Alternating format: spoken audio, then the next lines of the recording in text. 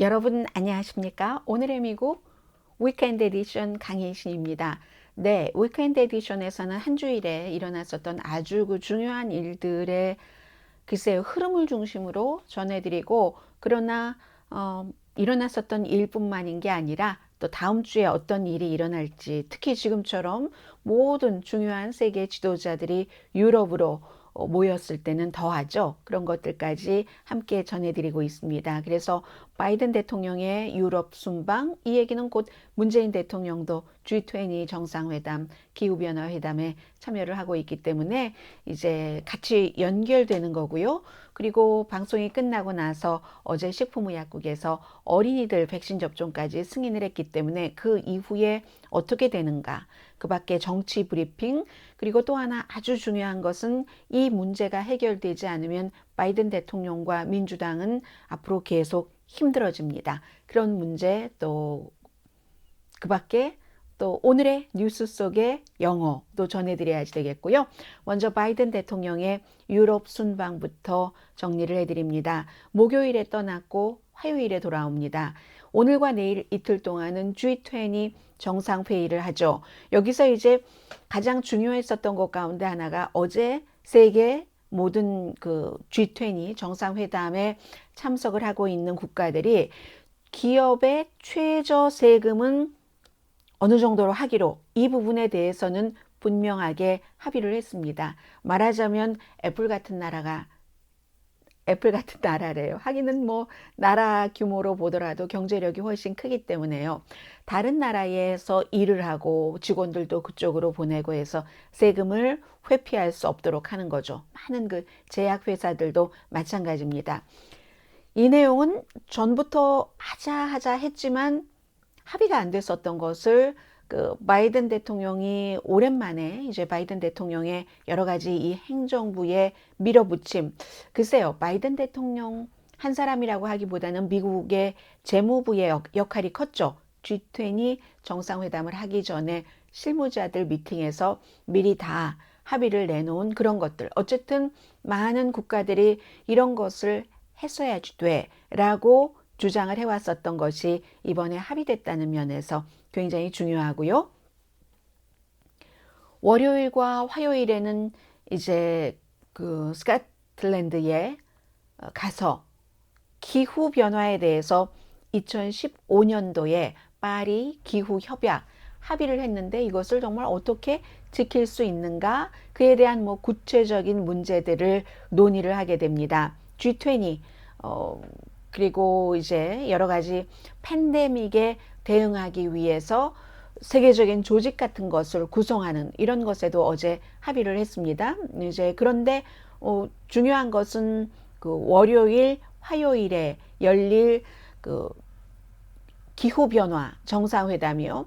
사실은 유엔이 주관을 하는 여러 가지 그 기후 변화에 관한 정상회담이 뭐 파리 기후 협약처럼 큰 영향력을 맺지는 못합니다. 그런데 월요일과 화요일에 글래스고우에서 열릴 이 기후 변화는 바이든 대통령이 아직까지 최종적으로 의회를 통과하지는 못했습니다마는 미국에서도 우리가 얼만큼 기후 변화를 없앨 수 있는 오염을 줄이겠다 하려면 돈이 필요하잖아요.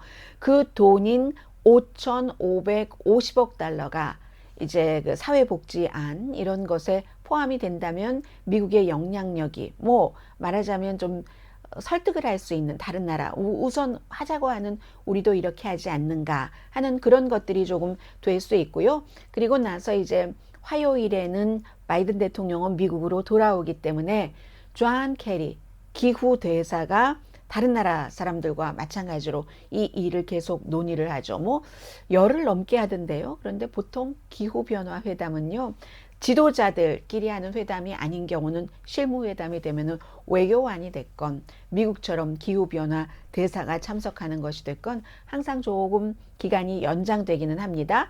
그래서 이제 이게 다음 주에 있을 뉴스를 예고하는 것이기도 하고요.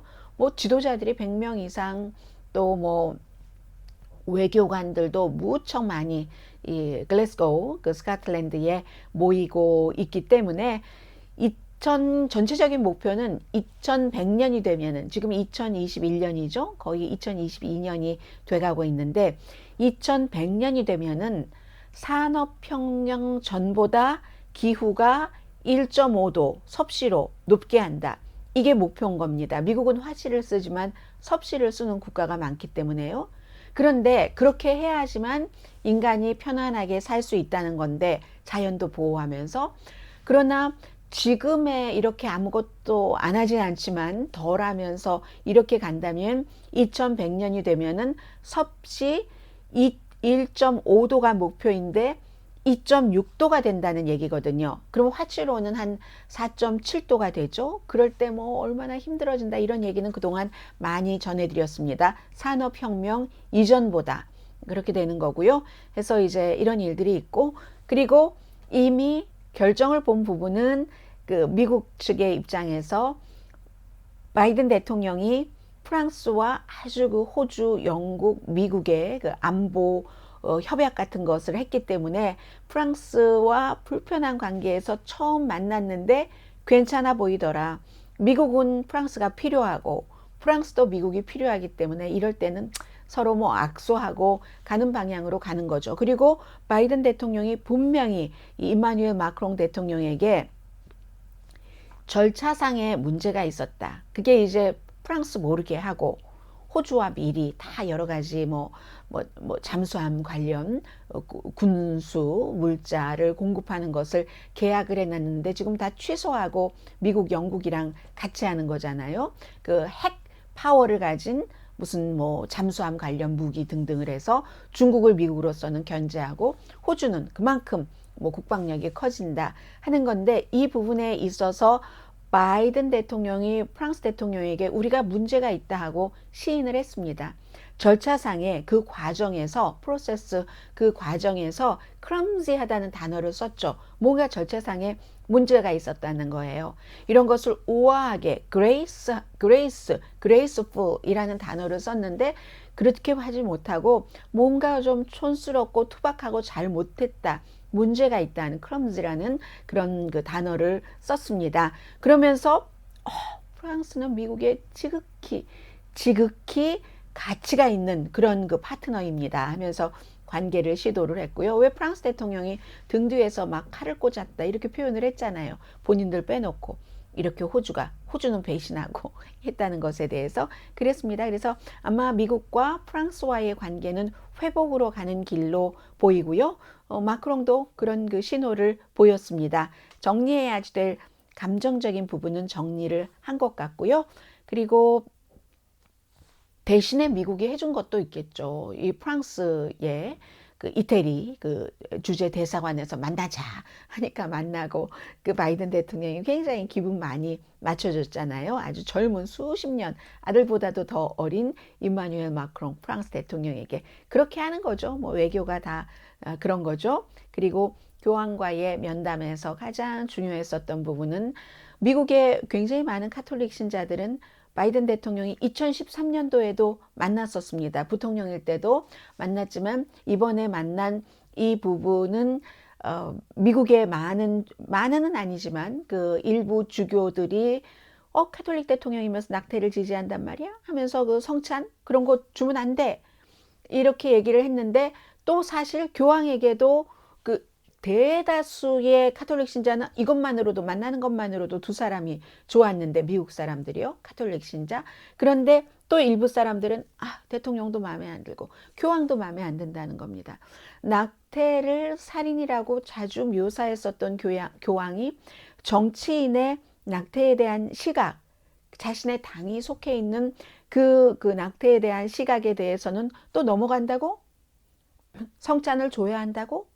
이렇게 얘기를 했잖아요. 그 부분에서 이제 가장 좀 포커스를 뒀었던 그런 부분이고요. 두 사람의 만남도 굉장히 해피해 보이는 그런 그 만남이었다는 것 어제 많이 전해드렸습니다.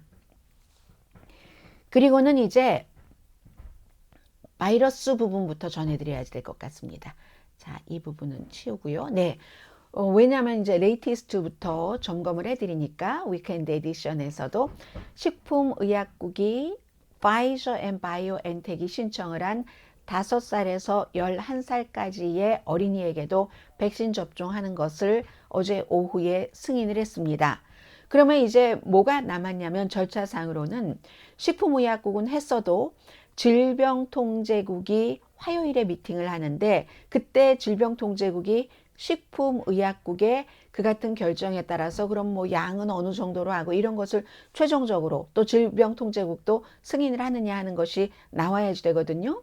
그리고 화요일에 질병통제국장이 That's okay 라고 하면 그날부터 바로 어린이들에게 또 이 백신을 파이저 앤 바이오엔텍 백신을 접종시킬 수 있습니다. 그런데 백악관도 이걸 원하죠. 원하면서도 당장은 하지 마시라. 기다리시라 라고 얘기를 했거든요. 왜냐하면 모든 것들이 처음 시작하면 이 약이 뭐 포장도 다르고 양도 다르고 하는데 제대로 1차, 2차 점검이 됐는가 아닌가 해서 하루 이틀 늦어지는 게 큰 문제가 아니니까 그리고 이제 뭐 소아과에도 배분돼야지 되고 약국 등등 해서 며칠 정도는 기다리시면서 충분히 생각을 하시라. 그리고 부모님들도 많이 기다리기는 하셨지만 승인이 나자마자 우리 아이에게 백신을 맞춰야지 되겠어. 당장 이렇게 생각하고 계시는 부모님은 24%밖에 안 계셔서요. 그만큼 우리 아이의 건강을 우려한다는 게 되겠죠. 그리고 그렇게 될 경우는 2,800만 명이 되거든요. 12살에서 15살, 16살 보통 이제 백신을 맞는 그 나이로 두니까요. 그 사이에 어린이들보다도 5살에서 11살까지 어린이들 숫자가 훨씬 많습니다. 2,800만 명. 그렇게 되면은 코로나 바이러스를 컨트롤하는데 훨씬 도움이 된다고 볼 수 있겠고요. 그렇습니다. 그런데도 아직도 이 백신 접종에 대해서 반대하는 사람들은 많이 있기 때문에 텍사스주 검찰총장이 바이든 행정부를 어제 고소했습니다. 왜냐하면 연방에서 그 계약자들에게 연방 계약자들에게도 백신 접종 전부 받아야 된다 하는 행정명령을 대통령이 내려놨기 때문에 고소를 했고요. 그리고 이제 고소해도 백신에 대해서는 백신 접종 의무화하는 것에 그 손을 들어주는 연방 판결이 많이 나오거든요. 메인주에 메디케어에서 일하는 사람들 백신 접종 받아야지 된다. 이것을 시행을 중지해 주세요 하고 고소를 했는데 누군가가 그 고소에 대해서 이제 연방 대법원은 그 시행 중지하고 판결하지 않았습니다. 그러니까 메인주에서도 이 헬스케어에서 일하고 계신 분들은 백신 접종 의무화가 합법화된 거고요. 그리고 또 하나는 바이든 행정부에서도 일하고 있습니다. 플로리다라든가 텍사스 같은 주는 백신 접종 의무화에 아주 노골적으로 반대를 하고 있기 때문에 그렇게 백신 접종 의무화를 한다던가 아니면 또 마스크, 이 케이스는 마스크인데요. 아이들이 학교에 갈 때 마스크를 실내에서 쓰도록 하는 이것, 여기에 대해서 플로리다 주정부에서는 싫어하니까 그런 교육부에 기금을 주지 않는다든지 하는 형식으로 벌을 주잖아요. 그렇게 벌 주지 못하도록 하는 그런 연방교육부가 불만을 접수를 하고 불만을 하기도 하고 계속 마스크와 백신 접종에 대해서는 싸우고 있는 겁니다. 보수적인 백신 접종과 마스크 쓰기를 반대하는 주정부와 이것을 하는 것을 지지하는 연방 정부 간에 또 로컬에서는 그 본인들이 건강을 생각을 해야지 되잖아요. 그런데 아무래도 건강을 생각하는 데는 누가 뭐라고 하더라도 과학자나 의학자들이 마스크 쓰는 것, 백신 접종 받는 것이 너무나 당연하다고 얘기를 하고 있기 때문에 로컬에서는 나중에 이런 공공보건이 컨트롤되지 않으면 로컬 정부도 학교 교육부가 됐던 시정부가 됐던 카운티 정부가 됐던 고소당할 수 있잖아요. 피해자에 의해서.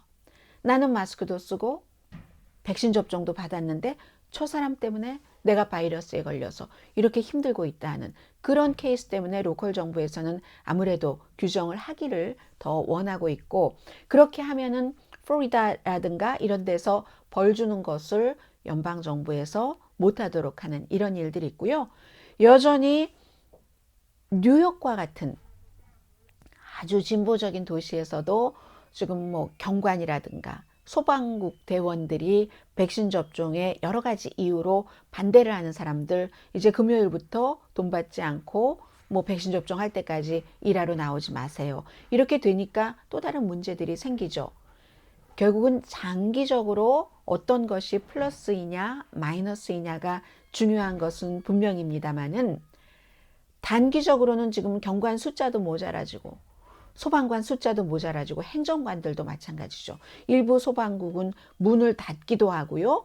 뭐 앰뷸런스도 150대가 적어진다고 하거든요. 그래서 이런 문제들을 또 뉴욕주에서 어떻게 풀어야지 되는지도 우리는 지켜봐야지 됩니다.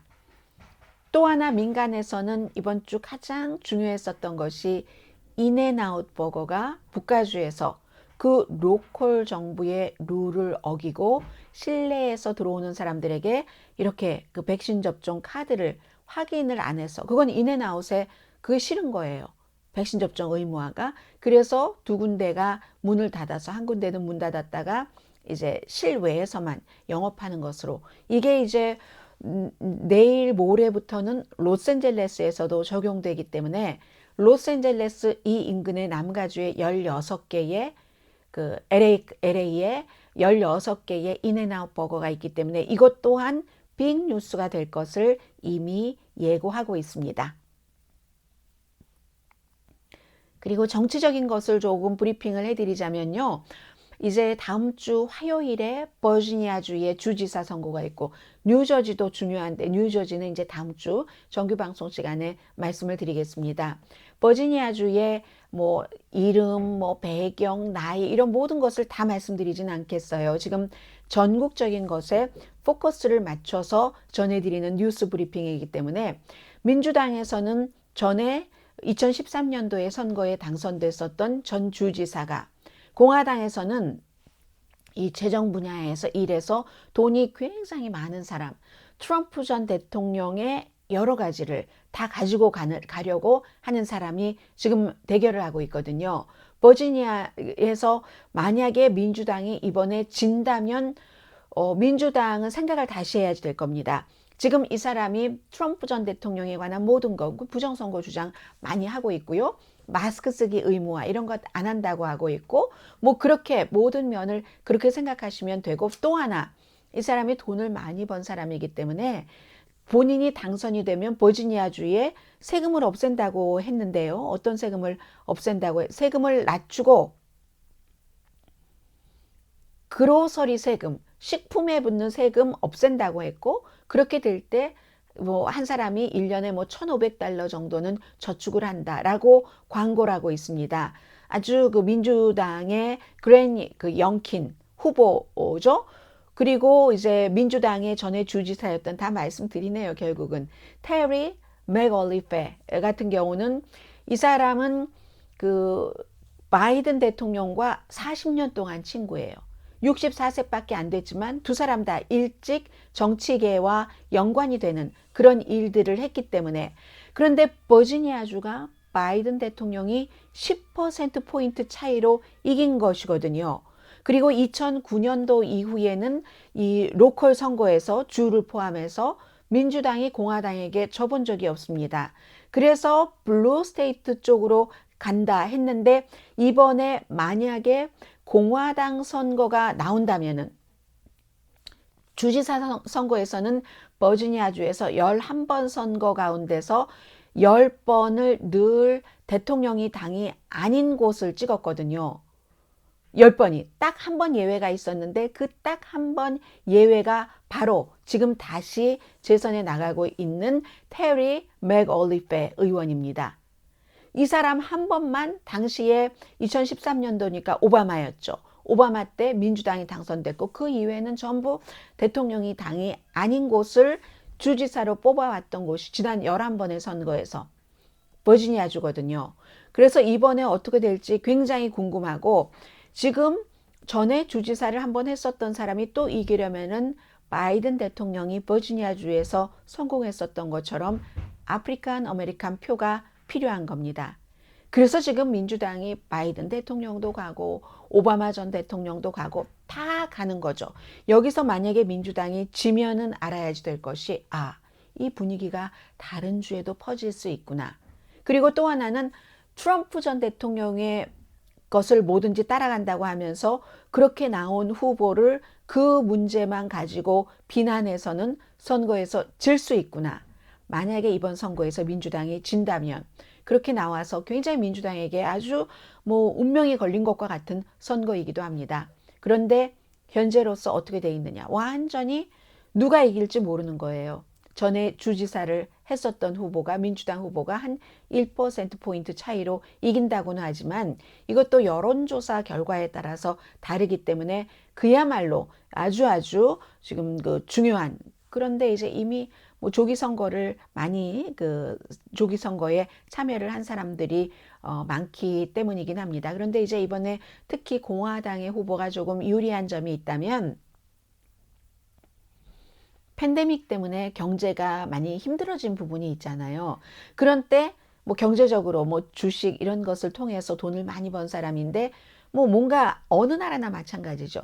경제를 좀 잘 다룰 것 같아라는 생각, 그것이 참이던 거짓이던 그런 현실과 얼마나 괴리가 있던, 현실과 맞던 상관없이 경제에 관련이 있었던 사람을 뽑잖아요. 이명박 전 대통령, 트럼프 전 대통령 마찬가지로 이번에 이 공화당의 후보도 글렌 용킨 후보도 경제적으로 돈을 많이 번 사람이라고 하니까 조금 그런 면에 있어서는 유리하죠. 그리고 문화적인 이슈에 있어서도 굉장히 트럼프 전 대통령이 강조를 했었던 거, 그리고 이제 비교 인종 이론 같은 거 무척 싫어하고 버지니아주에서는 가르치지도 않아요. 그런데도 노예제가 있었다. 미국에서 백인 우월주의가 이러한 나쁜 점이 있었다. 이런 것을 가르치면 큰일 난다고 하는 그런 것이죠. 아무튼 그렇습니다.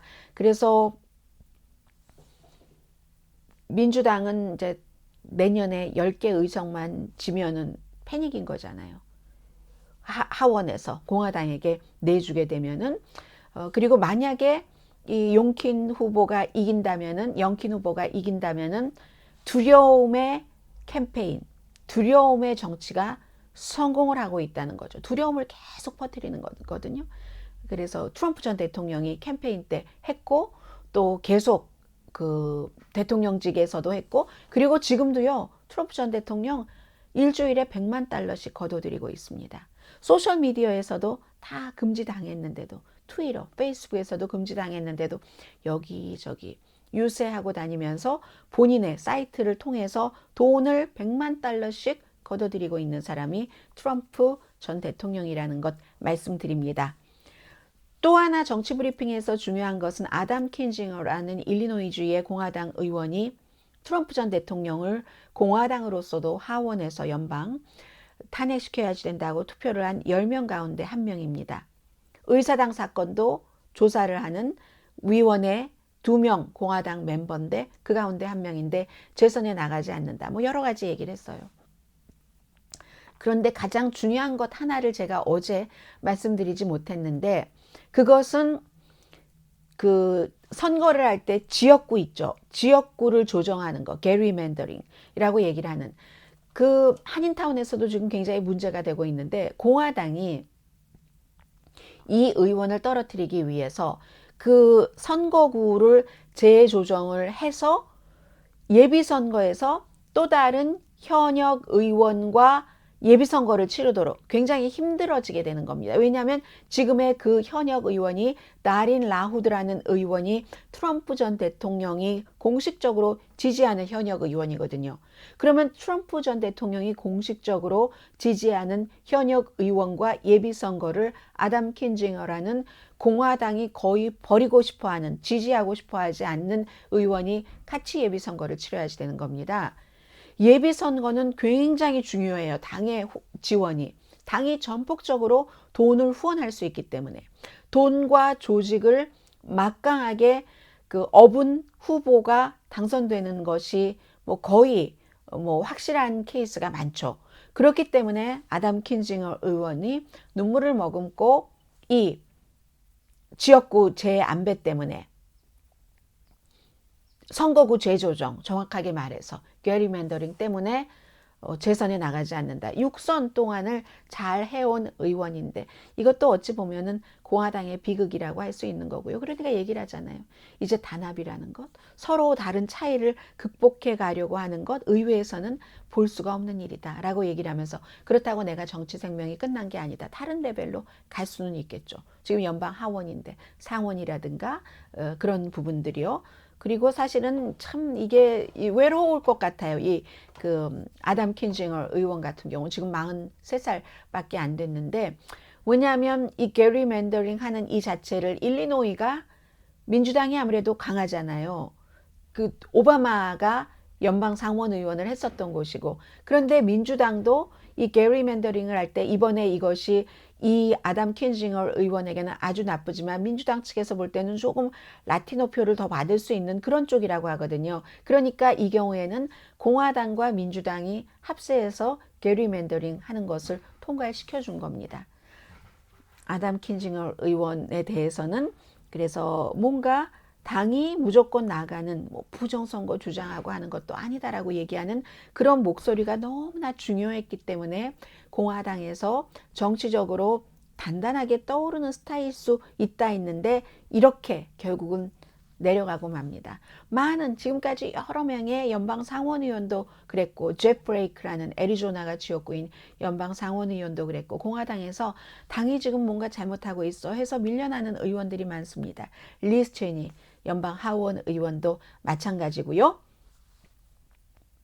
자, 그리고 이제 가장 중요한 이슈가 남았습니다. 가장 중요한 이슈는 혼돈하시는 분들이 굉장히 많고요.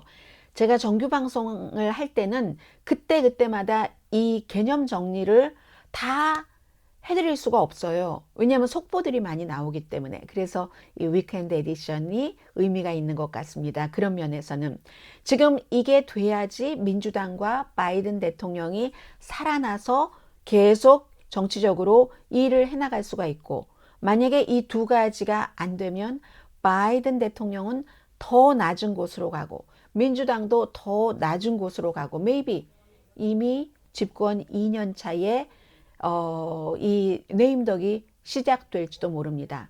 하나는 기간산업안과 하나는 사회복지 지출안입니다. 이 사회복지 지출안은 바이든 대통령이 Build Back Better Plan이라고 얘기를 하죠.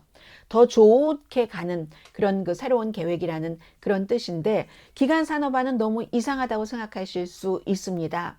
왜냐하면 8월 달에 하원에서 지금 투표를 자꾸 연기하고 있는데, 8월에 공화당 연방 상원 의원 19명도 찬성을 해서 연방 상원에서 통과시킨 건데, 민주당 하원에서 대통령이 그토록 원하는데도 통과시켜 주지 않는 거예요. 기간산업안을.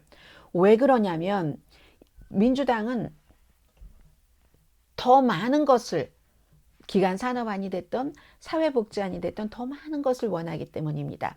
기간산업안을 투표수를 낸시 펠로시 하원 의장이 더 많이 확보하지 못하고 있는 것은 기간산업안 자체 때문이 아니라 사회복지 지출안, 원래 3조 5천억 달러였다가 지금 1조 7,500억 달러로 줄어든 이 사회복지안, 바이든 대통령이 이름 부르는 이름한 Build Back Better Plan, 이것을 여기서도 더 많은 것을 받아내기 위해서 이것을 인질로 잡고 있는 거예요. 거기서 이걸 더 해줘야지 우리가 기간산업안도 통과시켜 주겠어. 이렇게 되는 거거든요. 더 많이 하라는 뜻에서 지금 그 공화당 상원에서도 통과된 기간산업안을 하원에서 안 하고 있는 겁니다. 그래서 포커스를 항상 사회복지안에 두고 있는 거죠. 저도 여러분들께 이 안을 많이 말씀드리는 겁니다. 해서 또 이 안을 말씀을 드리겠습니다. 1조 7,500억 달러의 Build Back Better Plan, 사회복지 지출안 1,500페이지나 됩니다. 1,500페이지요. 여기서 이제 50명이 찬성을 해야지 되거든요. 공화당은 당연히 찬성하지 않을 것이고, 이 50명 중에서 좀 온건한 이 조 맨싱과 뭔가 알 수 없는 정말 수수께끼 같아요. 저는 이 애리조나주의 크리스틴 시네마 의원이라는 의원은 민주당인데도 최저임금 인상안에 반대한다니까요. 그리고 민주당이라고 하기는 굉장히 어렵잖아요. 그래서 이 두 의원을 만족시켜야지 이게 되는 거거든요. 이 민주당은 아니지만 무당파지만 민주당과 같이 투표를 하는 버니 샌더스 의원은요.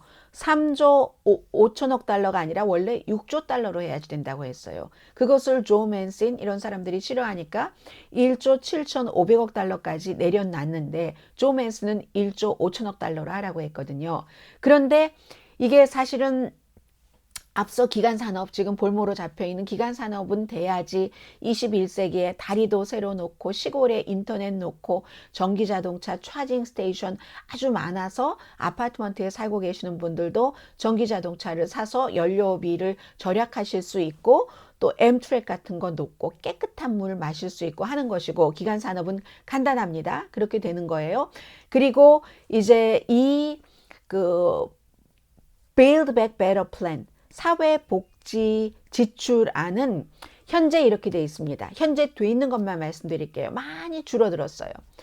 프리로 그러니까 프리 킨더가드너 3살과 4살의 어린이들 6년 동안 무료로 킨더가든 갈 수 있도록 차일드 케어 세금 공제 1년 원래는 영원이라고 했어요. 어퍼러블 케어 액트 오바마 케어에 보조금 더 주는 것 이것도 임시 나이 드신 분들과 장애인들 집에 와서 뭔가 도움받으시는 것 있죠. 그것도 함께하는 것. 그리고는 기후변화에 많은 투자를 하는 것. 이렇게 하는 것이고 돈 마련은 원래는 억만장자에게 세금 내려고 하려고 했다가 지금은 최저 기업 세금을 15%로 하고 그리고 아주 부자 세금에 대해서 약간의 일종의 몇 퍼센트의 누진세 같은 것을 그 사람들에 대한 세금 그 소득세가 아니라 소득세율을 적용하는 게 아니라 누진세 아주 부자에게 얼만큼 절대로 그 40만 달러 미만을 버시는 분들에게는 어떤 형태로든 세금 인상은 없습니다. 그렇게 한다는 거거든요. 물론 3조 5천억 달러가 더 좋았지만 1조 7,500억 달러라 할지라도 아무것도 없는 것보다는 낫다는 거죠. 다만 가장 많은 사람들이 아쉬워하는 부분은 패밀리 리브 누군가 그 여성이 아이를 낳았을 때 출산휴가 여성이 됐건 아버지가 됐건 그리고 누군가 가족이 아플 때 좀 이렇게 돈 받으면서 쉴 수 있는 그게 12주일까지 해놨다가 4주일까지 해놨다가 지금은 없습니다. 그래서 어제 말씀드린 뭐 통가 이런 나라와 마찬가지로 몇몇 나라 7개 나라 중에 그러한 출산휴가 같은 것이 없는 그런 그 미국이 포함되어 있다라고 말씀을 드렸는데 이게 없어요. 그러나 이게 없어도 아예 아무것도 없는 것보다는 사회복지 시스템 면에서는 조금 낫다는 거죠. 액수가 이렇게 줄어든 것, 조 맨신 해피하게 하려고 했죠. 뭐 이해가 조금 돼요. 조 맨신 의원은. 왜냐하면 이 사람은 그 웨스트 버지니아가 지역구니까 석탄 산업으로 돈을 벌어야지 되는 것이고 또 아들이 있는 석탄 증권 회사에 이 조 맨신도 뭐 100만 달러 정도인가를 투자를 하고 있는 사람이고 오일 회사, 가스 회사에서 조 맨신 이 연방 상원 의원에게 기부금 가장 많이 주고 있거든요. 그러니까 이 사람은 뭐 이렇게 한다, 뭐 기후 변화에 대해서 어떻게 한다 이런 거 싫어하는 것이 이해가 되는데 이 크리스틴 시네마 의원 같은 경우는 2018년도에 처음으로 이제 민주당의 연방 상원 의원이 됐고 그 전에는 이제 조금 낮은 직급의 정치를 했는데 그린당을 하다가 민주당을 하는 거잖아요. 그래서 애리조나주에서 2018년도에 정말 20년 넘어 만에 민주당 연방 상원 의원이 나왔는데 이 사람은 민주당이라고 할 수가 없어요. 당적은 민주당인데 완전히 공화당처럼 말씀드린 것처럼 최저임금 인상안에도 반대를 하고 최저임금 인상안 그 뭐 한다고 하면은 막 손가락을 아래로 하고 그리고 패션 스테이트먼트가 이만저만한 사람이 아니에요. 완전히 글쎄 뭐라고 말씀드려야지 되나요? 그리고 이해하기 어려운 그런 일들이 너무 많거든요. 예를 들어서 민주당인데도 제약회사가 너무 이 의원을 지지하고 재정회사에서도 너무 많은 기금을 주고 어쨌든 지금 민주당에서는 조 맨신과 크리스틴 시네마 애리조나가 지역구인 연방 상원 의원 이 두 사람이 확실하게 지지할까 지지하지 않을까. 이게 만약에 안 되면요. 앞서 말씀드린 것처럼 바이든 대통령이나 민주당이나 굉장히 힘들어지게 됩니다.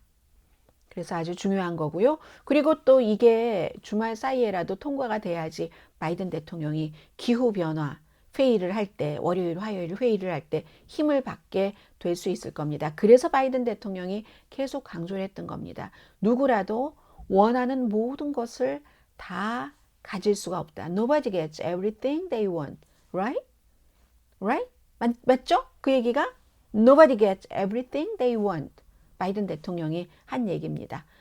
그리고 아무것도 없었던 것보다는 낫다는 거 사실이고, 그리고 이 정도라도 해놔야지 만약에 내년에 의회가 바뀌고 나면은 당장 아무것도 없어질 가능성이 높습니다. 제가 지금 말씀드리고 있는 이 기준은 중간층이나 중간층 아래의 소득이신 분들, 프리스쿨 보내셔야지. 프리스쿨을 무료로 해서 중요한 것뿐만이 아니라 프리스쿨을 보내지 못하면 일도 못 하시는 거잖아요. 그런 부분들, 오바마 케어도 마찬가지예요. 건강보험이 얼마나 비싼데 오바마 케어로 이 의료 시스템도 아니 쿠바도 다 있는 이 의료 시스템을 미국이 없다는 게 말이 안 되잖아요. 그런데 공화당이 내년에 다수당되면 이거 없앨 수 있다니까는요.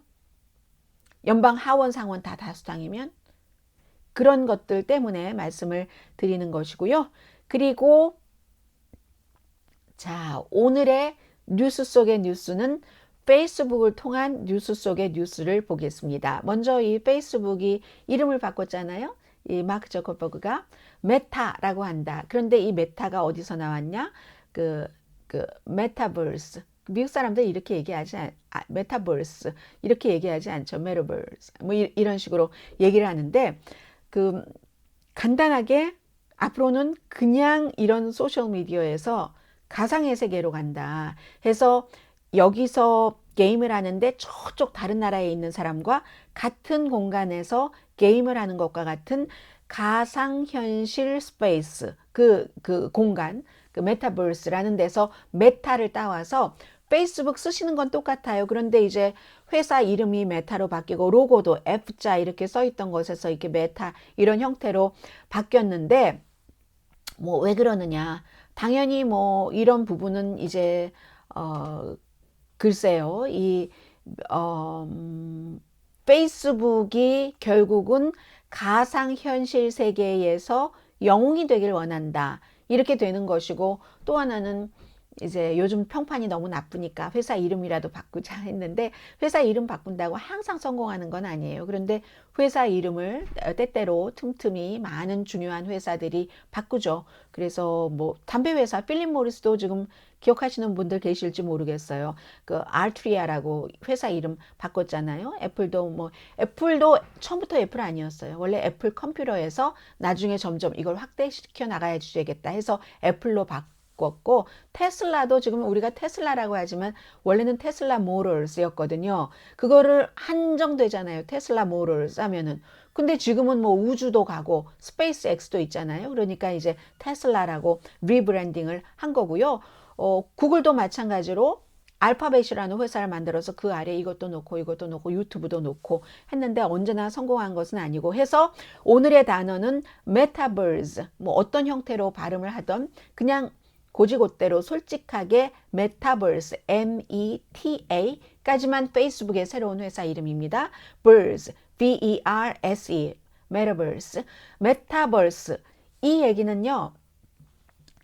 메타버스라는 것은 앞으로 여러분들께서 굉장히 많이 들으실 텐데 1992년도에 미국의 공상과학 소설을 쓰는 소설가의 작품에서 나왔습니다. 그러니까 우리가 올더스 헉슬리의 멋진 신세계의 그 일이 지금 이렇게 돼. 그 당시의 소설이 똑같은 거예요. 그때 뭐 그러니까 주인공이 피자, 현실 세계에서는 피자를 배달해요. 마피아에게 피자를 배달하고 가상 세계에서는 막 해커들이 정보 체계를 다 무너뜨리려고 하는 것을 완전히 이것을 없애는 어떤 왕자와 같은 해커죠. 일종의. 그렇게 하는 그런 공상과학 소설이었거든요. 닐 스티븐슨이라는 공상과학 소설가인데 이 사람이 그전에도 여러 개의 소설 작품을 썼고 갑자기 제가 공상과학 소설 얘기를 하니까 저는 공상과학 소설 팬은 아니에요. 그러나 멋진 신세계 같은 소설은 너무너무 제가 5개 안에 들어가는 저의 좋아하는 소설이고요. 그래서 이 닐 스티븐슨이라는 여러분들께서 보고 계시는 이분이 스노우 크러쉬라는 작품에서 바로 제가 좀 전에 말씀드렸던 짧은 뭐 지금 플롯이 중요한 것은 아니니까는요. 그 당시에 이제 그 미래의 미국을 보여주는 그런 것이었는데 너무나 충격적이었다, 반응이. 그리고 시사 주간지 타임이 영어로 된 100대 소설을 선정할 때 이 스노우 크래쉬라는 CRASH 충돌이라는 스노우 크래쉬라는 소설을 넣었거든요. 아직 제가 한국어로는 번역된 게 있는지 모르겠어요. 없는 걸로 저는 알고 있는데 그래서 이제 그게 또 로스앤젤레스라서 21세기의 로스앤젤레스인데 정말 현실 같아요. 경기 불황이 끝나고 몇 년 뒤에 나라가 로스앤젤레스를요 민간 조직에 팔아요. 그래서 이제 일어나는 그런 일들이거든요. 더 이상 미국에 속해 있는 게 아닙니다. 로스앤젤레스가 개인 조직, 기업에게 넘겨서 이제 그런 현실 세계에서는 피자 딜리버리, 가상 세계에서는 전사인 거예요. 전사. 이런 게 되는데 아무튼 그렇게 돼서 이제 그 많은 매체에서 지금 이 닐 스티븐슨이라는 소설가를 인터뷰를 하는데 이분은요 원래도 부모님이 과학자였고 뭐 대학 교수 물리학자 본인도 그 버스턴 칼리지에서 물리학 공부하다가 지리학으로 했고 뭐 그런 것에 관심이 많아요. 해서 블루 오리진 그 제프 베조스의 그 우주선 만드는 회사 블루 오리진 자문도 했어요. 했는데 그러니까 전문가인 거예요. 그런 분야에 대해서 어느 정도 해서 사람들이 물어봐요. 그럼 이거 메타버스에서 그 제일 처음 이 단어를 썼는데 현실과 가상 세계의 네트워크 내지는 현실과 가상 세계 공간 스페이스 이렇게 말할 수 있는 메타버스를 당신이 처음 썼으니까 소설에서 페이스북에서 뭐 로열티 같은 거 받아야지 되는 거 아니야? 뭐 이런 질문 많이 하고요. 말하자면 그 오징어 게임의 그황 감독도 그 넷플릭스에서 돈 하나도 안 받았다고 하는데 보너스 받아야 되는 거 아니야? 이런 얘기들 지금 굉장히 많이 얘기를 하고요. 이분 지금 시애틀에 살고 계시는데 30년 전에 그런 일이 있을 거야? 라고 생각을 했었던 그 소설 속에서 나오는 가상현실 공간이라는 메타버스라는 단어가 페이스북이 지금 마크 저커버그가 추구하고 있는 세계예요. 곧 온다는 얘기입니다. 곧 우리는 현실과 가상의 세계가 공존하는 메타버스에서 살게 된다는 거죠. 앞으로 굉장히 많이 알게 될 메타버스라는 단어, 오늘의 뉴스 속의 단어였고요. 내일은 제가 어떤 말씀을 드릴지 잘 모르겠어요. 고민하고 있어요. 어떤 고민이냐면 한국에 관한 뉴스도 많이 있고 그리고 또 비트코인에 관한 중요한 그 변화도 있고 그런데 월요일 화요일 이제 기후변화 회담이 있으니까 너무너무 많이 들어오고 있지만 우리가 기후변화에 대한 여러 가지를 제대로 알고 있는 것인가 하는 그런 부분에선 또 그 얘기를 해야 될 것 같고 비트코인에 대해서는 흥미있는 부분들이 있기 때문에 또 전해드려야 될 것 같고 한국에 관한 것도 그렇고 다 할 수는 없고 어쩌란 말이냐 어떻게 하죠? 내일 뵙겠습니다. 강혜신이었습니다.